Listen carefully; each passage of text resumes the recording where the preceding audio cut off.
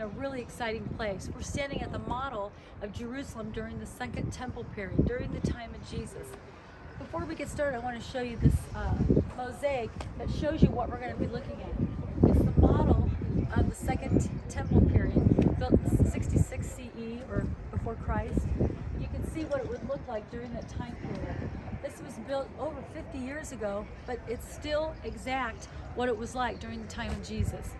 The way the homes were, the layout of the old city. And what I do is I bring my tour groups here before we get started so that when we are in the old city, you get a layout and a feel of what the old city looked like. So let's come over here and I'll show you.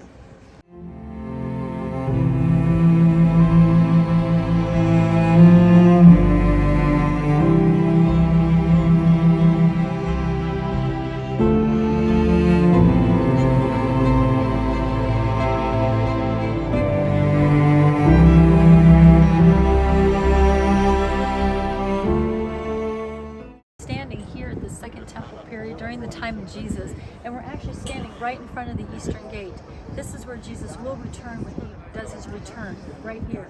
And it crosses over from the Kidron Valley up here on top of the Mount of Olives, where I would be standing if it was the Mount of Olives. So you can see how beautiful the Second Temple was, built by King Herod, how gorgeous it was during that time period.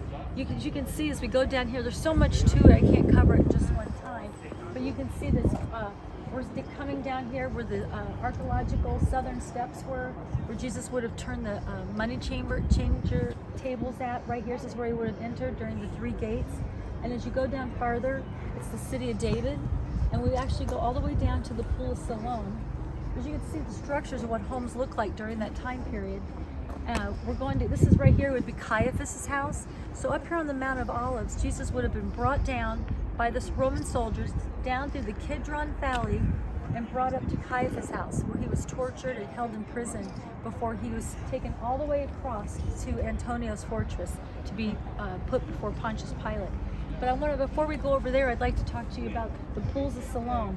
So the Jewish people would go into a mikveh before they would go all the way up to the temple, so they had to cleanse themselves. So they would be all the way down here, and then they would come all the way up through the temple, go through the southern steps, and go into the Holy of Holies, or into the area of the temple. The courtyard in the temple had three courtyards. One that everybody could go into, and Gentiles, but then there's another area with only Jewish men could enter, and then actually the inner part of the temple, only the high priest and people of high rank like that. As you can see, the Kidron Valley, God's name is placed on Jerusalem. There's the Kidron Valley, the Olive Valley, and the Hinnom Valley, and it's the exact name of God placed on Jerusalem. As we come up here, I'll show you the sheep gate, that the sheep were brought in during the time of sacrifice. The merchants would bring their sheep in. The sheep gate is over here, that they would bring all their sheep in to sell, for people could offer sacrifice. And they probably brought them up from the north. That's Antonio's fortress, where the Roman soldiers were, right here. That's where they held Jesus. That's where they played games. They were in the stone where the Romans gambled for Jesus' clothes, was here.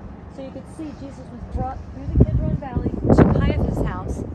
From Caiaphas' house all the way to Antonio's fortress.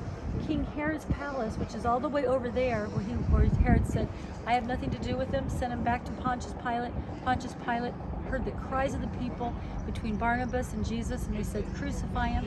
So what's interesting is the Bible says that the Golgotha and the tomb was outside the city walls. Well, at the time of Jesus, it would be outside. When you look at the Holy Sepulchre today, it's inside the city walls, which would be over here.